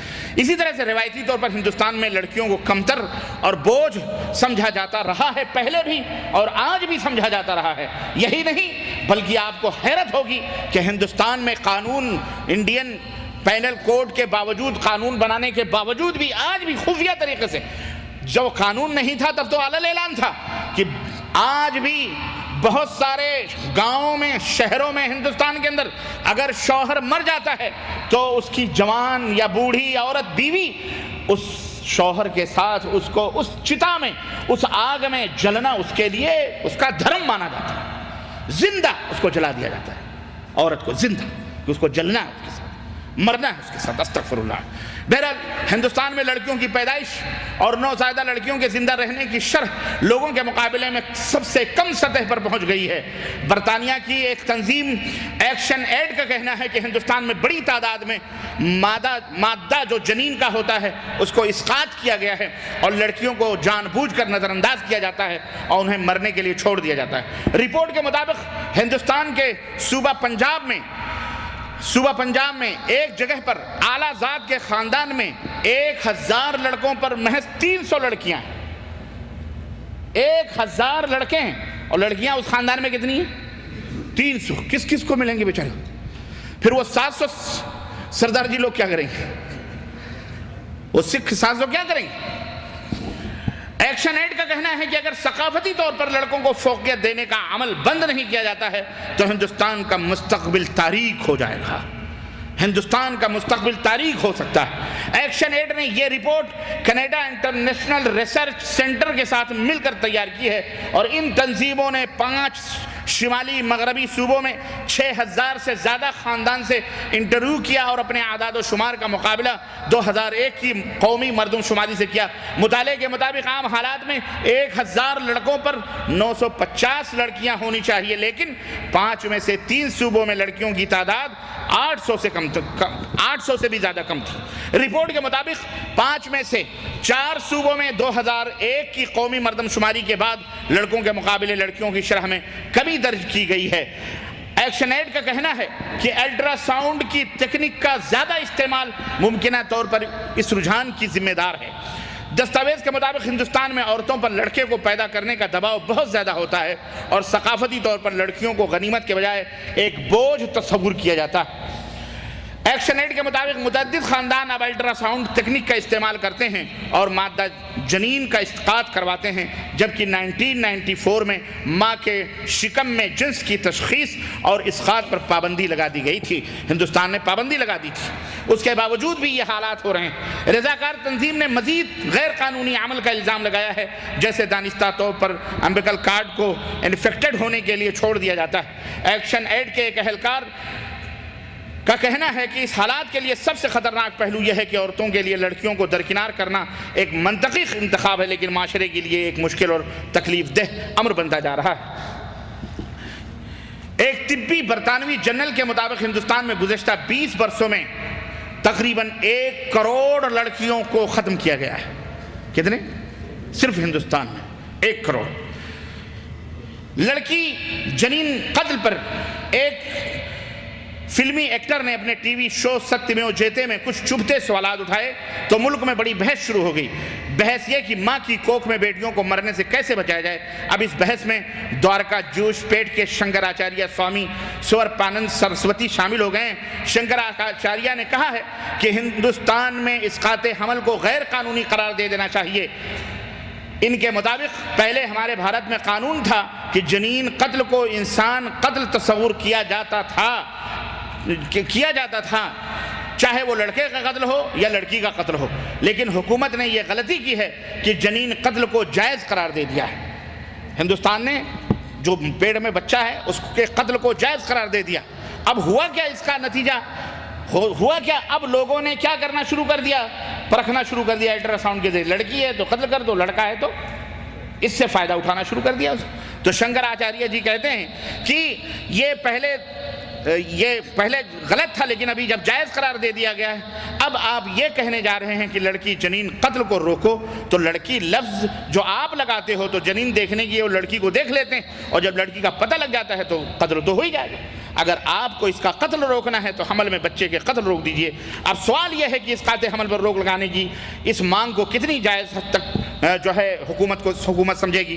دنیا بھر میں اس موضوع پر تقریباً ایک ہی رائے ہے، چاہے امریکہ ہو، برطانیہ ہو، چائنا ہو، رشیا ہو، جرمنی ہو، ان جیسے ملک ہو، ہر جگہ حاملہ خواتین کو کچھ خاص شرائط کے ساتھ اسقاط حمل کا حق ہے، خاص طور پر تب جب کوکھ میں پل رہے بچے کی وجہ سے ماں کی جان خطرے میں ہو یا ذاتی کی وجہ سے اسے انچاہا حمل ٹھہرا ہو۔ بھارت میں بھی کچھ اسی طرح کا قانون ہے۔ بہرحال میرے عزیزوں، میرے دوستوں اور بھائیوں، یہ رپورٹ میں نے آپ کو مختصر اس لیے بتائی ہے تاکہ آپ کو اندازہ لگ سکے کہ دنیا کس موڑ اور کس دہانے پر کھڑی ہوئی ہے، بالخصوص بر صغیر میں ہندوستان کا جو حشر ہے وہ کتنا خطرناک اور کتنا وہ ہے۔ اور اس میں ہم اس لیے اس بات کو بیان کر رہے ہیں تاکہ ہمارے مسلمانوں کا بھی تحفظ ہو، اور جو بچے اس دنیا کے اندر آ رہے ہیں، چاہے وہ کسی کے پیٹ میں ہوں، انسان کے پیٹ میں ہیں، بس انسان ایک ماں کے پیٹ میں وہ ہیں۔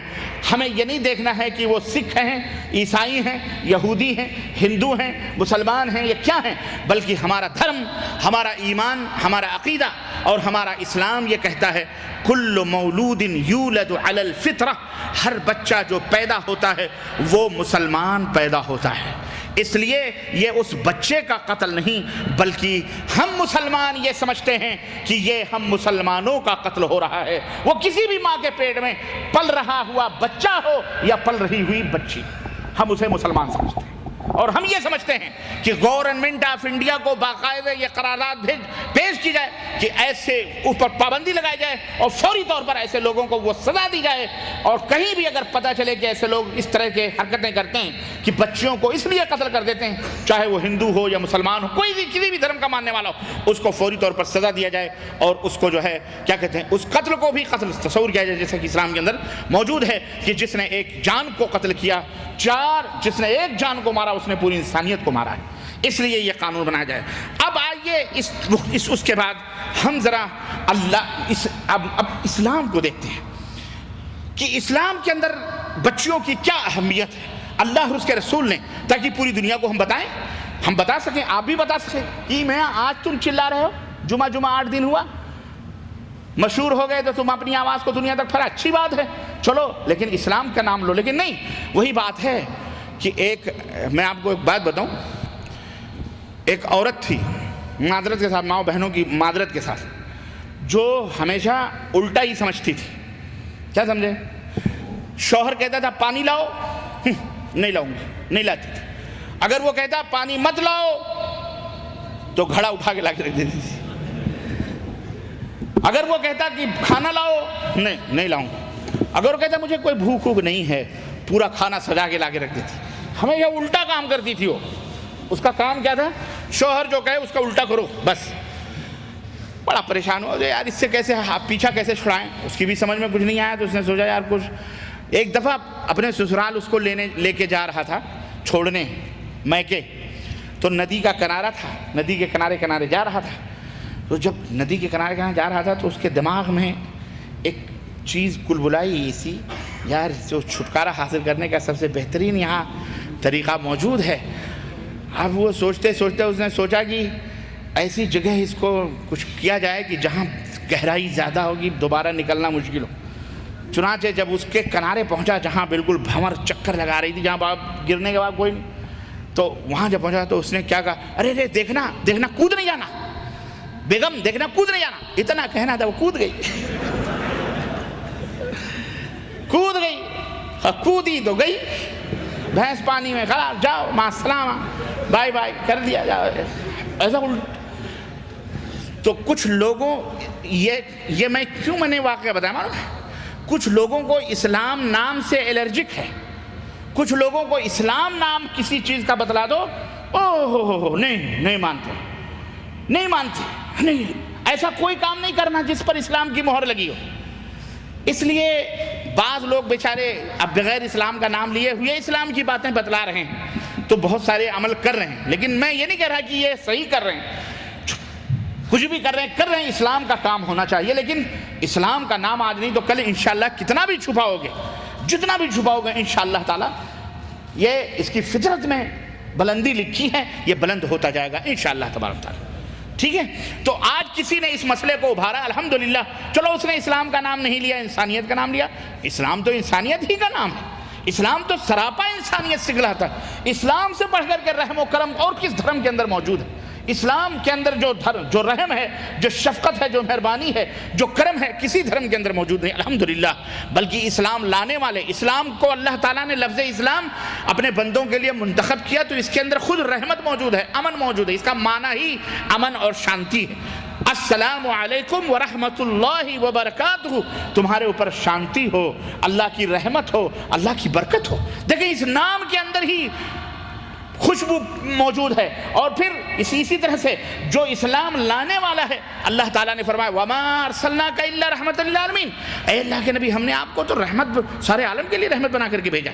تو پورا یہ دین رحمت ہے الحمدللہ۔ اور اللہ تعالیٰ نے اس دنیا میں جن نعمتوں سے نوازا ہے، بہت ساری نعمتیں، ان نعمتوں میں ایک نعمت اولاد کی بھی، اور اولاد انسان کی آنکھوں کی ٹھنڈک ہوتی ہے، جنہیں پا کر انسان خوشی محسوس کرتا ہے۔ کسی عرب نے ایک مقولہ کہا ہے، اس نے اس حدیث کا نام لیا ہے، لیکن میں وہ حدیث بہت ڈھونڈنے کے باوجود بھی مجھے وہ حدیث نہیں ملی۔ انہوں نے کہا کہ البنات حسنات والبنین نعم، لڑکیاں نیکیاں کہلاتی ہیں اور لڑکے نعمتیں کہلاتے ہیں۔ لڑکیاں کیا ہیں؟ نیکیاں ہیں، اور لڑکے کیا ہیں؟ اللہ کی نعمتیں ہیں۔ تو یہ اللہ رب العزت کی نعمت ہیں جنہیں پا کر انسان خوشی محسوس کرتا ہے، ان کے دم سے اس کی زندگی کی رنگینیاں قائم رہتی ہیں، ان کی کفالت کے لیے معاشی جد و جہد کرتا ہے اور اس کو بوجھ نہیں محسوس کرتا۔ اللہ تبارک تعالیٰ کا یہ قانون قدرت ہے کہ وہ بعض انسانوں کو اولاد عطا کرتا ہے اور بعض کو کسی مصلحت سے یا آزمائش کے مقصد سے بے اولاد ہی رکھتا ہے، محروم رکھتا ہے۔ پھر جن کو اولاد عطا کرتا ہے ان میں سے بعض کو لڑکا عطا کرتا ہے، بعض کو لڑکیاں عطا کرتا ہے، کسی کو لڑکے اور لڑکیاں دونوں عطا کرتا ہے، کسی کو صرف لڑکیاں عطا کرتا ہے۔ کوئی مرد صاحب اولاد ہوگا یا نہیں، کوئی مرد صاحب اولاد ہوگا یا نہیں، اس میں عورت کا کوئی دخل نہیں ہوتا۔ عورت بچہ جنے گی یا بانجھ رہے گی، اس عورت کو بھی بیچاری کو پتہ نہیں ہوتا ہے۔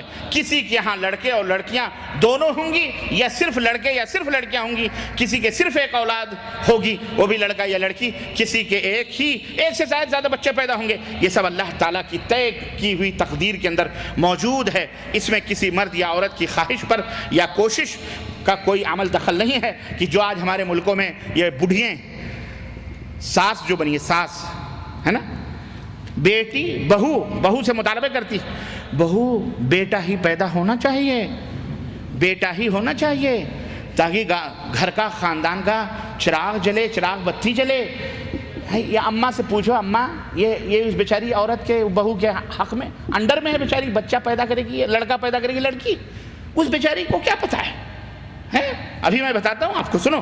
تو بہرحال قرآن کریم کے حوالے سے میں نے بات بتائی، اللہ رب العزت نے فرمایا جس کو جو چاہتا اللہ عطا فرماتا ہے۔ بعض سماجوں میں لڑکے اور لڑکیوں کو لڑکوں کے مقابلے میں کمتر حیثیت دی جاتی ہے اور انہیں ذلیل سمجھا جاتا ہے، بچیوں کو۔ اسی بنا پر ان کی پیدائش پر نہ صرف یہ کہ خوشی کا اظہار نہیں کیا گیا، بلکہ انہیں جان بوجھ کر کہ جناب علی انہیں چھوٹا سمجھا جاتا ہے۔ اور جب قرآن نازل ہو رہا تھا، اسلام کے ابتدائی یا عرب کے بعض قبیلوں کا بھی یہی حال تھا، ان کے ہاں لڑکی پیدا ہوتی تو وہ بڑی خفت محسوس کرتے تھے، بڑی ذلت محسوس کرتے تھے، اور ان میں سے بعض تو ایسے تھے کہ اٹھا کر کے زندہ لے جا کر کے دفن کر دیا کرتے تھے۔ چنانچہ اللہ رب العزت نے قرآن کریم میں فرمایا وَإِذَا بُشِّرَ أَحَدُهُم بِالْأُنثَىٰ ظَلَّ وَجْهُهُ مُسْوَدًّا وَهُوَ كَظِيمٌ يَتَوَارَىٰ مِنَ الْقَوْمِ مِنْ سُوءِ مَّا بُشِّرَ بِهِ أَيُمْسِكُهُ عَلَىٰ بُونٍ أَمْ يَدُسُّهُ فِي التُّرَابِ۔ جب ان میں سے کسی کو بیٹی کے پیدا ہونے کی خوشخبری دی جاتی ہے تو اس کے چہرے پر ایسا لگتا ہے کالک چھا جاتی ہے، اور بس خون کا سا گھونٹ پی کر کے رہ جاتا ہے، لوگوں سے چھپتا پھرتا ہے کہ اس بری خبر کے بعد کیا کسی کو منہ دکھائے گا۔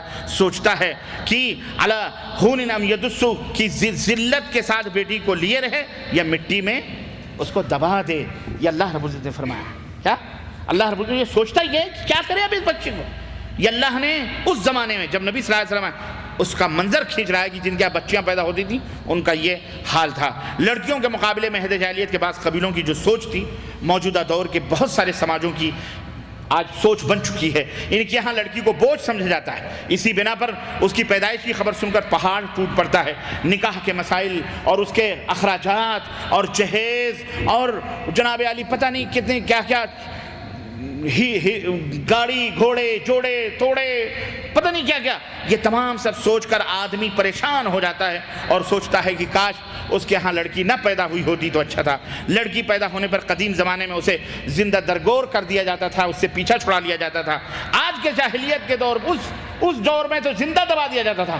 آج کے جاہلیت کے دور میں نئی ٹیکنیک کے ذریعے سے جناب علی پیدا ہونے سے پہلے ہی پتہ لگا لیا جاتا ہے کہ لڑکی ہے یا لڑکا ہے، اور پھر وہ حمل کو اسقاط کروا دیا جاتا ہے، ایبورشن کروا دیا جاتا ہے، یا انجیکشن لگوا کر کے اسے ختم کر دیا جاتا ہے۔ اور افسوس کی بات تو یہ ہے کہ دھیرے دھیرے یہ سماجی برائی مسلم معاشرے کے اندر اور مسلمانوں کے اندر بھی پیدا ہونے لگی۔ عورتیں صرف جو ہے کسی خاندان میں کئی لڑکیاں پیدا ہو جائیں تو عموماً اس کا ذمہ دار عورت کو سمجھا جاتا ہے، اور یہ تصور لوگوں کے دماغوں میں بیٹھا ہوا ہے کہ یہ عورت صرف لڑکیاں جننے والی ہے۔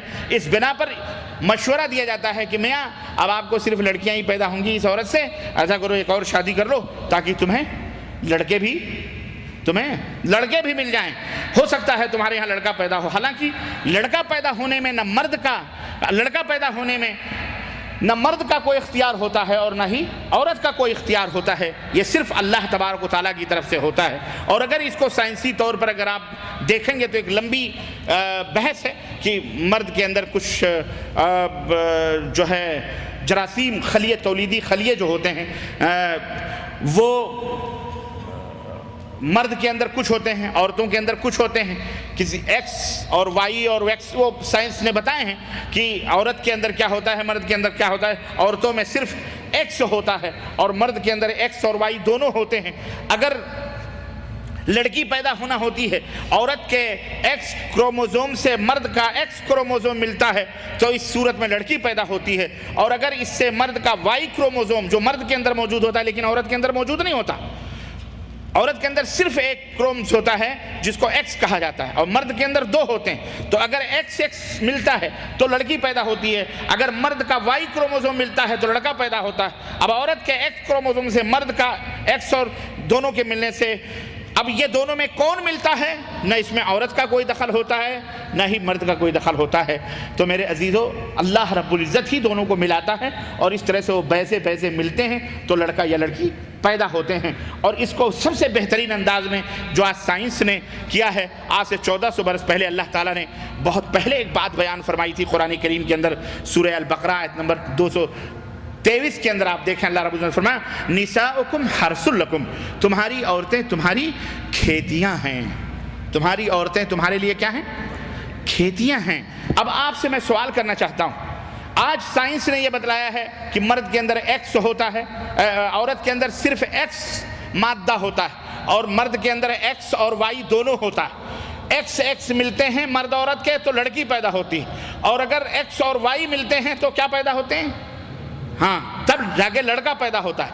تو جو وائی مرد سے نکلتا ہے، وائی کس سے نکلتا ہے، جو لڑکا ہے وہ کہاں سے نکلتا ہے، مرد سے نکلتا ہے، عورت کے ایکس سے ٹکراتا ہے، تو اصل مجرم تو لڑکا لڑکی کا مرد ہوا نا، عورت بیچاری تو نہ ہوئی۔ تو خالہ جان اپنے صاحبزادے کو آپ دوش دیجئے کہ صاحبزادے ہم بستری کے وقت وائی ہی نکلنا چاہیے، کنٹرول آپ کر لیجئے۔ یہ بیچاری لڑکی کے اوپر آپ الزام نہ لگائیے، یہ غلطی آپ کے بچے کی ہے۔ عورت تو مثل کھیتی کے ہیں، قرآن کہہ رہا ہے نساؤکم حرث لکم، عورت تمہاری کھیتی ہے۔ اب تمہاری کھیتی جس میں فصل ڈالی جاتی ہے، بیج ڈالی جاتی ہے، عورت وہ کھیتی ہے جس میں بیج ڈالی جاتی ہے۔ تمہارے بیٹا بیج ڈالنے والا ہے اس کھیتی میں، اس نے لڑکی ڈالی ہے تو لڑکی آئے گا، لڑکا ڈالا تو لڑکا آئے گا، اس میں کھیتی کا کیا قصور ہے؟ ارے جو بو گے وہی کاٹو گے۔ کانٹا گیہوں بو کر کے جناب عالی، جو بو کر کے گیہوں کی امید مت رکھو، کانٹا بو کر کے پھولوں کی امید۔ ہاں، آم اس کے اندر تم نے ڈالا ہے تو املی آئے گا اس سے۔ تو میاں آپ کا قصور ہے یہ، اور الٹا چور کوتوال کو ڈانٹے، چونکہ بیٹا ہے نا اس لیے خالہ جان دادی جان اس کو کچھ نہیں بولتی۔ بیچاری معصوم یا عورت غریب بچی باہر سے آئی ہے، اسی کے اوپر ہی ساری تہمت۔ اور آج جو بیچاری بنتی ہے یہ بھی جب 2-4 بچوں کی اماں ہو کے ساس بنتی ہے تو یہ بھی یہ بھی وہی کردار ادا کرتی ہے۔ اللہ سے ڈرو۔ اور یہ شاید تمہاری کسی پہلی عورت نے ایسی گھٹیا حرکت کری جس کی سزائیں تم آج تک بھگت رہی ہو، ہے کہ نہیں ہے؟ ہاں، یہ حقائق اپنے ذہن میں رکھیے۔ مفسرین نے، علامہ زمخشری نے کشاف کے اندر، امام فخر رازی نے، سبوں نے تفسیر کبیر کے اندر، اور علامہ قرطبی نے، علامہ ابو حیان نے، سبوں نے باقاعدہ یہی لکھا ہوا ہے کہ مرد جو ہے یہ بیج ڈالنے والا ہوتا ہے، کھیتی کیا ہوتی ہے؟ عورت ہوتی ہے۔ تم جیسی بیج ڈالو گے نطفہ قرار وہی پائے گا، تمہارے سے نکلتا ہے ایکس اور تمہارے ہی سے نکلتی ہے وائی۔ عورت کے پاس صرف ایکس ہوتا ہے، صرف ایکس ہوتا ہے غریب کے پاس۔ اب وہ دونوں وائی ٹکرائی تو لڑکا، ایکس ٹکرائی تو لڑکی، تو تمہاری غلطی ہے، تم کیا ٹکراتے ہو یہ اللہ ہی جانتا ہے۔ اللہ تعالیٰ ہدایت عطا فرمائے۔ تو میرے عزیزو، میرے دوستوں اور بھائیوں، اب آئیے، لڑکیوں کا وجود یہ والدین کے لیے اسلام نے باعث برکت بنایا ہے۔ بڑی خیر و برکت والی ہوتی ہیں لڑکیاں۔ اللہ اکبر، اللہ اللہ۔ آخرت میں بھی ان کی عورتیں اور لڑکیاں خیر و برکت والی ہوتی ہیں، اور دنیا کے اندر بھی الحمدللہ خیر و برکت والی ہوتی ہیں۔ اور اب تو وہ زمانہ گیا جب لڑکیوں کو پڑھنا لکھنا نہیں سکھایا جاتا تھا۔ آج الحمدللہ لڑکیوں کو باقاعدہ پڑھنا لکھنا سکھایا جاتا ہے، ان کا حق سمجھا جاتا ہے۔ اور آج ماشاءاللہ آج بہت ساری ایسی بیٹیاں ایسی ہیں جو بیٹوں سے کہیں زیادہ بہترین کردار اپنے ماں باپ کے لیے ادا کرتی ہیں۔ وہ سوچتے ہیں کہ ہمارا بیٹا اتنا کام نہیں کرتا جتنا ہماری بیٹی کام کرتی۔ اور کسی شاعر نے کہا تھا کہ ناخلف بیٹے تو درد سر بنے، ناخلف بیٹے تو درد سر بنے، بیٹیوں نے سر دبایا دیر تک، بیٹیوں نے۔ ہاں، آپ ہم سب لڑکے ہیں، ماں باپ بیچارے وہاں ہیں، ان کو کون دیکھ رہا ہے؟ ہماری بہنیں ہی دیکھ رہی ہیں۔ ہاں، ہماری بہنیں ہی دیکھ رہی ہیں۔ آپ کی محترمہ لڑ رہی ہوں گی اپنی ساس سے، اور آپ کو یہاں فون کر کے تمہاری اماں مجھے یہ کہہ رہی ہے، تمہاری اماں مجھے یہ کہہ رہی ہے، میں یہاں نہیں رہوں گی، مجھے دوسرا گھر لے کے دو، مجھے اپنے سسرال جانے دو، میکے جانے دو، فلانا کرنے دو، ٹھکانا کرنے دو۔ تم کو کوسنے دے رہی ہوں گی، تم کو پتہ نہیں کیا کیا کر رہی ہوں گی۔ اللہ خیر فرمایا۔ اللہ ایک کہ اللہ، بہت ساری نیک خواتین ہوتی ہیں بیچاری، یہاں جو آ گئیں ان کی تو سب چاندی ہے، چاندی نہیں سونا ہی سونا ہے، وہ تو خوش نصیب ہے ماشاءاللہ تبارک اللہ، ان کے مقدر کا کیا کہنا۔ لیکن وہ بیچاری جو وہاں انتظار کر رہی ہیں ان کے لیے تو عرض کرنے کا مطلب یہ ہے، بہرحال کسی بھی صورت ہو اسلام نے لڑکیوں کو باعث خیر و برکت بتلایا ہے۔ اللہ اکبر۔ آئیے ذرا پیغمبر اسلام حضرت محمد رسول اللہ صلی اللہ علیہ وسلم کی کچھ پیاری پیاری باتیں آپ کو بتلاؤں تاکہ احساس ہو جائے کہ اسلام نے لڑکیوں کو کتنا مقام دیا ہے، کتنا رتبہ دیا ہے۔ اللہ اکبر۔ حدیث میں آتا ہے نبی کائنات صلی اللہ علیہ وسلم کی صاحبزادی حضرت فاطمہ الزہرا رضی اللہ تعالیٰ عنہ جب آتی تھیں پیغمبر اسلام صلی اللہ علیہ وسلم سے ملنے کے لیے، اللہ اللہ اللہ، پیارے نبی مجلس میں کھڑے ہو جاتے تھے استقبال کے لیے، اپنی بیٹی کے استقبال کے لیے، اپنی چادر اٹھا کر اپنی بیٹی کو اس کے اوپر بٹھاتے تھے، اسے بوسہ لیتے تھے، چومتے تھے۔ اللہ اکبر۔ یہ منظر سید العرب والعجم، تمام بادشاہوں کا بادشاہ، اللہ کے بعد جس کا مقام درجہ، لڑکی کو کیا مقام دیا، کیا رتبہ دیا ہے عورت کو، اللہ اکبر اللہ اکبر، کیا مقام اور کیا رتبہ ہے۔ کوئی ودوان ہے، کوئی مائی کا لال جو اس طرح کا منظر ہمارے نبی کے علاوہ کسی اور اس میں پیش کر سکے؟ تم نے کیا کیا؟ تم نے جلایا ہے، تم نے پھونکا ہے، تم نے مارا ہے، تم نے کاٹا ہے۔ لیکن سنو، ہمارے نبی حضرت محمد الرسول اللہ صلی اللہ علیہ وسلم، اور خود قرآن کریم کے اندر اللہ رب العزت نے، خود قرآن کریم کے اندر اللہ رب العزت نے بڑی اچھی بات دیکھیں بیان فرمائی ہے، اور میں وہ ابھی انشاءاللہ تبارک تعالیٰ بتلاتا ہوں۔ پہلے وہ حدیثیں آپ دیکھیں کہ اللہ کے رسول صلی اللہ علیہ وسلم فرماتے ہیں لڑکے پیدا ہوتے ہیں، اللہ کے نبی نے ان کے اوپر کوئی بشارت نہیں دی، کوئی خوشخبری نہیں سنائی۔ لڑکے پیدا ہو رہے ہیں، ان کے اوپر کوئی خوشخبری نہیں، لیکن لڑکی پیدا ہو رہی ہے تو رسول اللہ صلی اللہ علیہ وسلم فرماتے ہیں من عال جاریتین حتی تبلغ جاء یوم القیامت انا وہو وضم اصابعہ۔ صحیح مسلم کے اندر یہ روایت موجود ہے، حدیث نمبر 2631۔ اللہ کے نبی نے فرمایا کہ جس شخص نے 2 لڑکیوں کو ان کے بالغ ہونے تک کفالت کی، بالغ ہونے تک ان کو پالا پوشا، پرورش کی، تربیت کی، وہ روز قیامت مجھ سے اتنا قریب ہوگا، اتنا قریب ہوگا جیسے یہ انگلی اس انگلی سے قریب ہے۔ اللہ اکبر، یہ ہمارے نبی نے تعلیم دی ہمارے، اور یہ اسلام، یہ کب تعلیم دی؟ یہ اس دور میں تعلیم دی جب نبی کریم صلی اللہ علیہ وسلم اسلام لے کر کے آئے اور آپ کو اسلام کا پیغمبر بنایا گیا۔ اس وقت آپ کی نظر پڑی تو آپ نے دیکھا کہ قبیلے حجاز کے جنوب مشرقی ایریوں میں باقاعدہ عورتوں کو، بچیوں کو زندہ درگور کیا جاتا تھا۔ ایک شخص تھا قیس تمیمی نام، قیس ابن عاصم تمیمی۔ اس شخص کا ہوا کہ وہ بڑا آدمی تھا، اس کی کسی قبیلے سے لڑائی تھی، اور وہ لڑائی میں کیا ہوا کہ اس کی بیٹی وہ سامنے والے قبیلے کے لوگ اٹھا کے لے کے چلے گئے۔ بعد میں صلح ہوئی، جب صلح ہوئی تو اس نے اپنی بیٹی سے کہا کہ بیٹی اب تم واپس آ جاؤ، صلح ہو چکی ہے، لیکن وہاں اس نے شادی کر لی تھی، اس قبیلے والوں نے اٹھا لے گئے تو شادی کر لی تھی۔ تو جب باپ نے کہا اب تم اس قبیلے سے واپس آ جاؤ، صلح ہو گئی، یہ تو ہماری بے عزتی کی بات ہے، تو بیٹی سے آنے سے انکار کر دیا، کہا نہیں میں نہیں آؤں گی، میرا شوہر موجود ہے، اسے چھوڑ کے نہیں آؤں گی۔ تب باپ کو غیرت آئی کہ یہ ہمارے دشمنوں کے ساتھ چلی گئی، ہم نے اس کو پالا پوشا، اب ناک اونچی ہوتی عربوں کی اور آج بھی ہے۔ اسی غیرت میں اس نے قسم کھائی کہ آئندہ اگر کوئی میرے بچی پیدا ہوگی تو اس دنیا میں مجھے زندہ نہیں رکھوں گا۔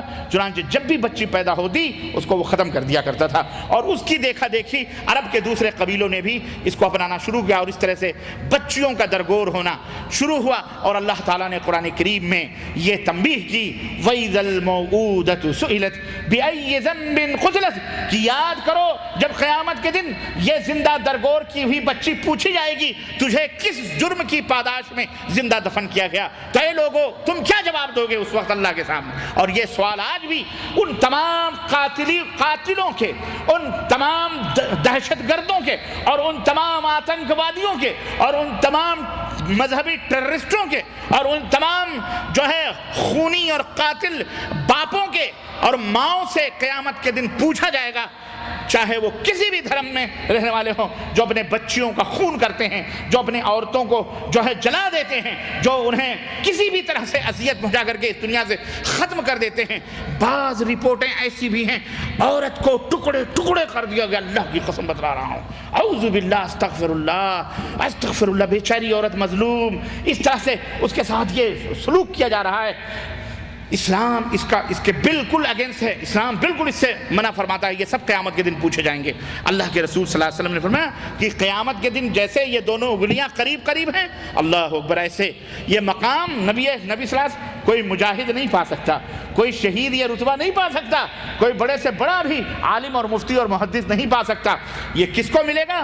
اس آدمی کو ملے گا جو بیٹیوں سے محبت کرتا ہے اور بیٹیوں کو پال پوش کر بالغ ہونے تک جوان کر کے ان کی شادیاں کرتا ہے، اللہ کے نبی کے ساتھ ساتھ جنت میں۔ اللہ کتنا بڑا رتبہ ہے!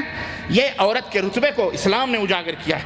اللہ کے رسول صلی اللہ علیہ وسلم نے یہ بھی فرمایا، عبداللہ ابن عباس کی حدیث کہتے ہیں کہ ما من رجل تدرک له الابنتان فيحسن اليهما ما صحبناه او صحبهما الا ادخلناه الجنہ، سنن ابن ماجہ، الا ادخلتاه الجنہ، جس شخص کی 2 لڑکیاں ہوں اور وہ جب تک اس کے پاس رہیں وہ ان کے ساتھ اچھا سلوک کرتا رہے، 2 لڑکیاں ہیں اچھا سلوک کرتا رہے تو وہ اس کے جنت میں داخلے کا ذریعہ بنے۔ کوئی سوچ سکتا ہے صرف 2 لڑکیاں؟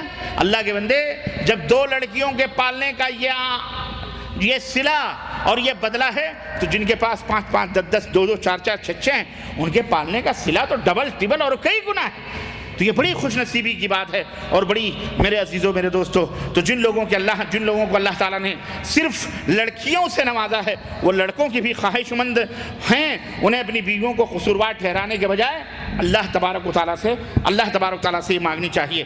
اور یہی نہیں بلکہ آپ دیکھیں کہ اللہ تبارک تعالیٰ نے قرآن کریم میں کس طرح سے عورتوں کے رتبے اور خود اللہ کے رسول صلی اللہ علیہ وسلم کو دیکھیں کہ کس طرح سے اپنے بیٹی، اور یہی نہیں کہ ایک دفعہ اللہ کے نبی صلی اللہ علیہ وسلم میں بتاؤں، حضرت امامہ رضی اللہ عنہ جو نواسی تھی، اللہ کے نبی کا بیٹیوں سے پیار دیکھیں کہ اللہ کے دربار میں کھڑے ہیں لیکن گود میں لے کر کے بیٹی کو کھڑے ہیں، اپنی نماسی کو گود میں لے کے کھڑے ہوئے ہیں، جب رکوع کرتے ہیں پیار سے اس کو بٹھا کر رکوع کرتے ہیں، سجدہ کرتے ہیں، اور پھر جب قیام کے لیے اٹھتے ہیں پھر بیٹی کو گود میں لے کر کے۔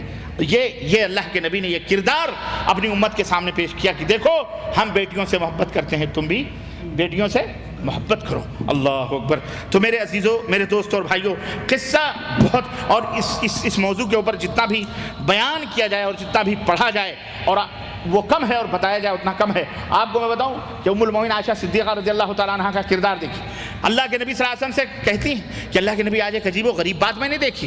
اللہ کے نبی نے فرمایا کیا بات؟ کہنے لگی کہ میں گھر میں بیٹھی تھی، اچانک میں نے دیکھا کہ ایک عورت 2 چھوٹی چھوٹی ننھی منی بچیوں کو لے کر کے آتی ہے اور مجھ سے کچھ مانگتی ہے، گھر میں کچھ بھی نہیں تھا، میں نے 3 کھجوریں دے دی، اس نے ایک کھجور دونوں بچیوں کو دے دیے اور ایک کھجور اس نے خود کھانے کے لیے، بچیوں نے جلدی اپنی وہ دونوں کھجوریں کھا لیں اور جب دیکھا کہ ماں کھانے جا رہی ہے تو پھر ماں کی طرف ہاتھ بڑھا دیا منہ کھول کر کے، ماں نے بیچاری نے، بھوکی وہ بھی تھی، ماں نے ان کے 2 ٹکڑے کیے، آدھے اس بچی کے ہاتھ میں رکھ دیے، آدھے اس بچی کے منہ میں ڈال دیے۔ تو کہنے لگی اللہ کے نبی یہ منظر میں نے دیکھا تو میرا دل بڑا عجیب سا ہوا۔ اللہ کے نبی نے فرمایا اللہ نے جنت اس عورت کے اوپر واجب کر دی۔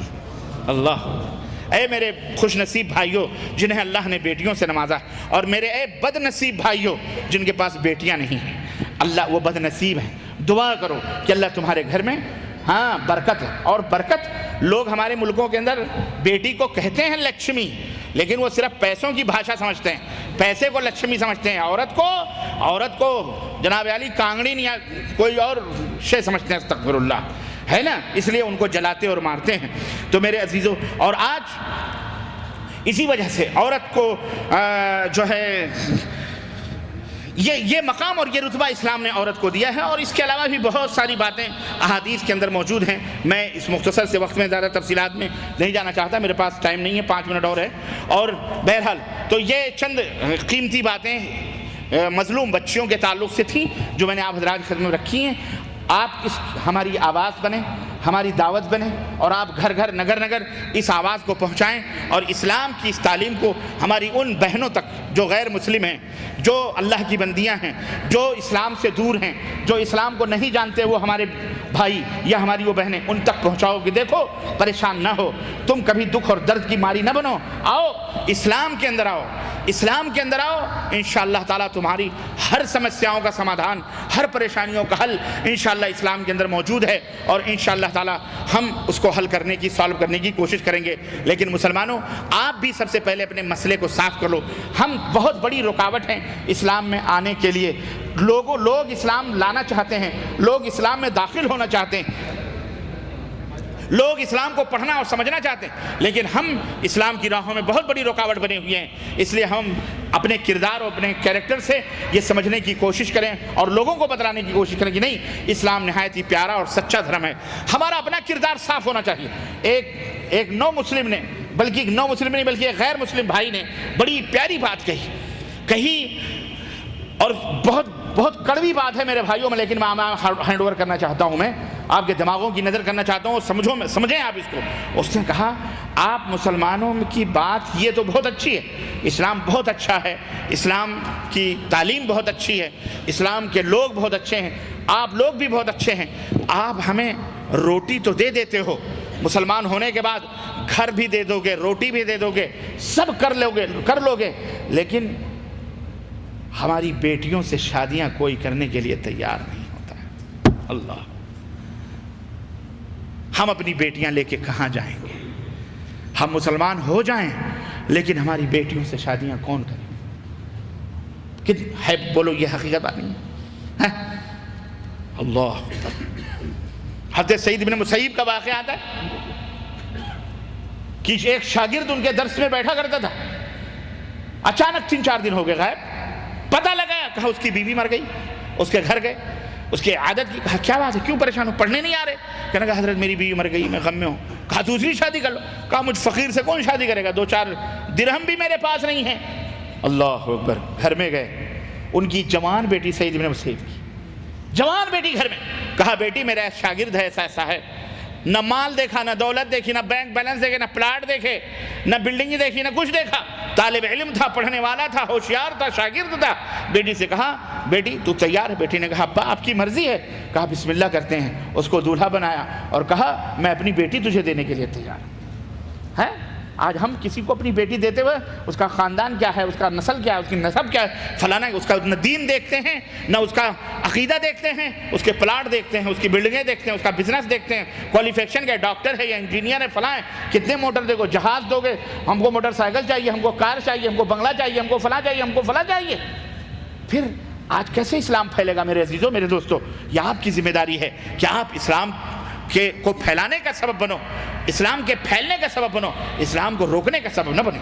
آج اسی وجہ سے دنیا ہماری طرف دیکھ رہی ہے لیکن ہمارے پاس کچھ نہیں پا رہی ہے۔ آج ہمیں چاہیے کہ ہم اسلام کو پڑھیں اور اپنے اندر ان خوبیوں کو نافذ کرنے کی کوشش کریں۔ اللہ عز و جل سے دعا ہے کہ اللہ تبارک تعالی ہمیں ان مظلوم بچیوں کی معاونت اور مدد کرنے کی توفیق عطا فرمائے، اور اللہ تعالی ہمیں اپنے بچیوں کی حفاظت اور ان کے تعلیم و تربیت کی توفیق عطا فرمائے، اور بار الہ ہم سب کو نیک عمل کرنے کی توفیق عطا فرمائے، اور اسلام کے اس پیغام کو اللہ دور دور لوگوں تک، انجانوں ان بڑھوں تک بھی پہنچنے کی توفیق عطا فرمائے، پہنچانے کی توفیق عطا فرمائے۔ آمین یا رب العالمین۔ وصلی اللہ علی نبینا محمد وعلی آلہ وصحبہ اجمعین۔ والسلام علیکم ورحمۃ اللہ وبرکاتہ۔